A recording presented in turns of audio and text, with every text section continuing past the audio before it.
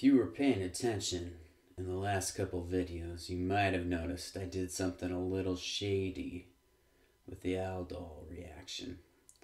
I used the same substrate both for the enolate and for the electrophile. And I have to admit, it's because I was scared. I was afraid of what might happen if I tried to do a crossed aldol condensation. Well, let's find out what happens if we do a crossed aldol condensation. All right, so in this particular aldol condensation, I've got acetaldehyde, a 2-carbon aldehyde, and propionaldehyde or propanal, a 3-carbon aldehyde. And here's the problem. I make 2 enolates here. Okay, and I'm showing just one resonance form of those enolates. There's another resonance form. So you can see we have 2 possible enolates. And those enolates, each of them could react with 2 possible aldehydes, propionaldehyde or acetaldehyde. And we all know, chicky chick, what's 2 times 2? That's right, 4. 4 possible products. So see if you can figure out why don't you pause the video and see if you can predict what these 4 products are going to be. And or you could just stare at me looking ridiculous for the next minute. Okay, great. So let's look at these products. Okay, so if this aldehyde does a nucleophilic addition,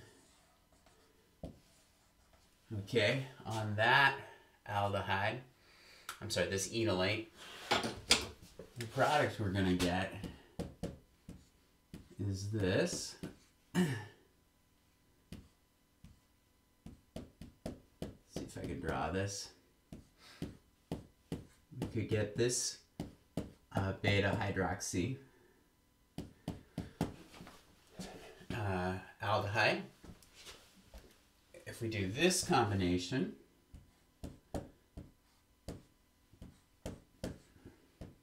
what we're going to get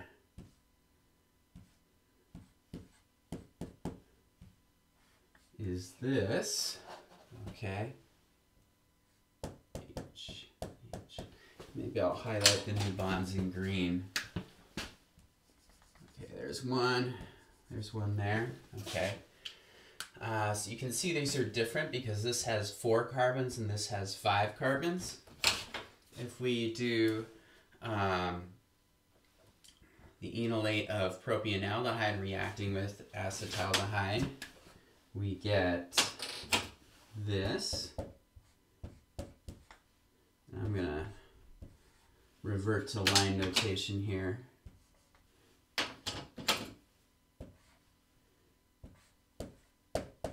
Okay. And then the other combination we could get is propionaldehyde doing a self-aldol reaction.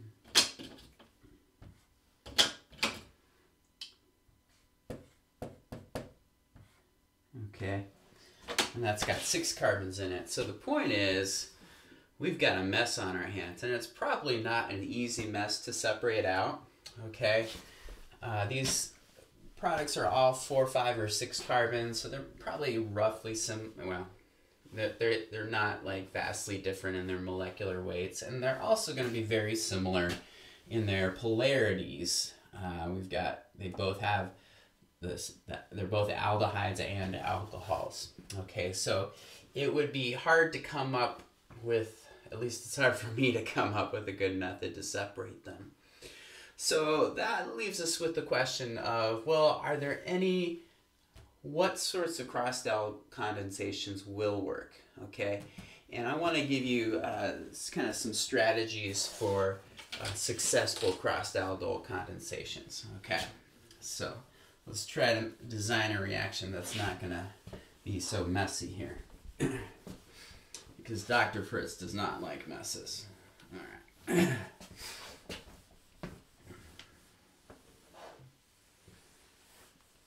much easier to make one product than to separate 4 products from each other. All right, so, okay.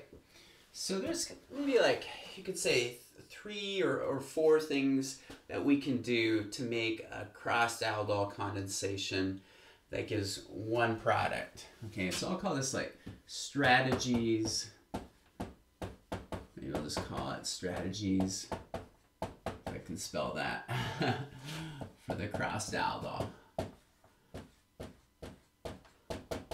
Or when, under what conditions is this going to work? There's going to be some substrates that maybe it's going to be hard to make them. Okay, but we got a few things up our sleeves here that we can do. Okay, so where am I going to put it here? Put it over here on the left. So number 1, make sure SU only one reactant can form the enolate.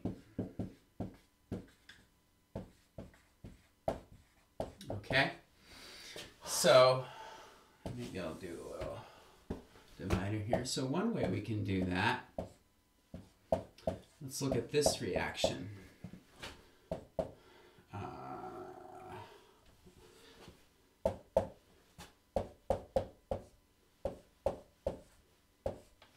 Okay, so here I've got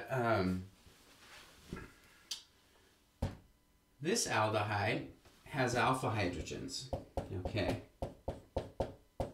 so this can enolize. This can form the enolate.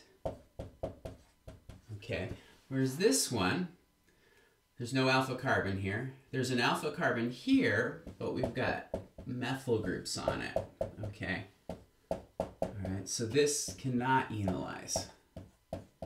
Alright, and that solves one of our problems. So one of our problems was we were forming 2 enolates in the last reaction. Okay, so this will at the very least cut us down to 2 products instead of 4. So that is awesome. Okay, now secondly, another thing we can do is we can use the what I'm going to call the non-enolizable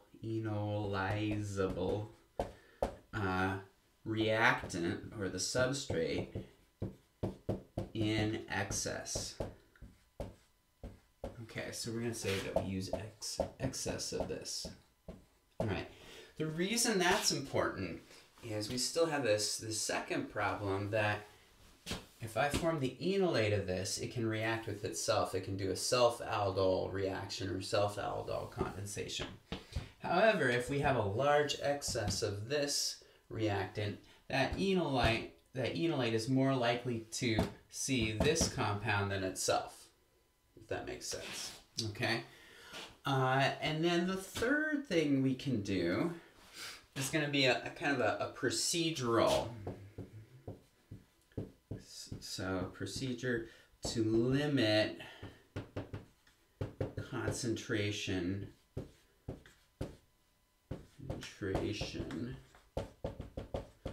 of enolate. Okay, and I'm going to attempt to draw something, and to make my life easier. Okay, actually, let me show you what this is going to make first. Okay, so NaOH, H2O. Our product is going to be, so we're going to form the enolate of this. Okay. And we're going to form that bond between this carbon and that carbon. Okay, so that's my new CC bond. Okay. So that's going to be our product. Okay. So what we can do is we can limit the amount of the enolate we form. And the way we do that, and I'm going to call this this molecule A, okay? I'm going to call this molecule B. And what you do is in your flask here, we're going to start with A. It's going to be in solution with the base and the water, okay, or whatever our solvent is, okay? And so what happens is then we're going to slowly add B, okay? Maybe drop by drop, okay? And so what happens is as soon as B hits this, it sees the NOH, we make a little bit of enolate, but not a lot because we've only added a drop, okay? So we form that enolate, it reacts immediately with this, okay? And then another drop hits, we immediately make the enolate and it reacts with this. So by doing that procedure, you don't give the acetaldehyde a chance to react with itself because it doesn't form the enolate until it hits the solution. All right. Okay, so these three kind of go hand in hand. You're probably going to use, I imagine, all three of these at the same time. There's another thing we can do here, and that is lithium enolates.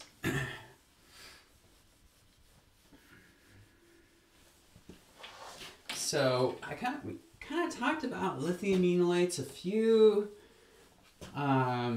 lectures ago now, and then I just kind of went silent on them. All right. But what we can do here is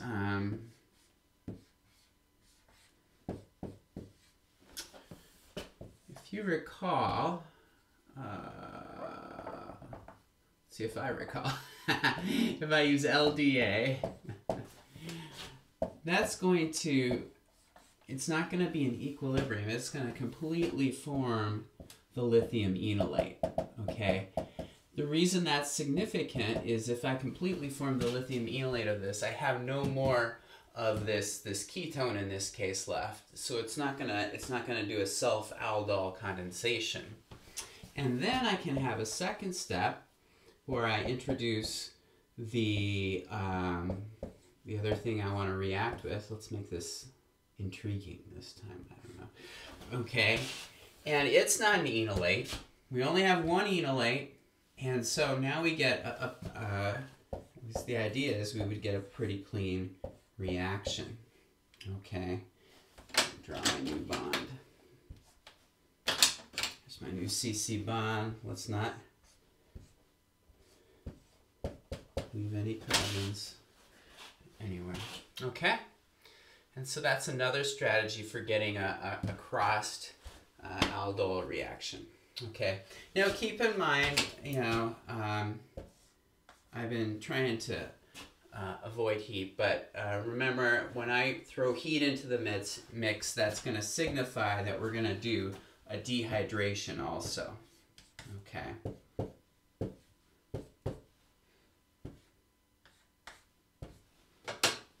All right, and then I don't know, maybe I may or may not put NaOH and H2O in there or something like that.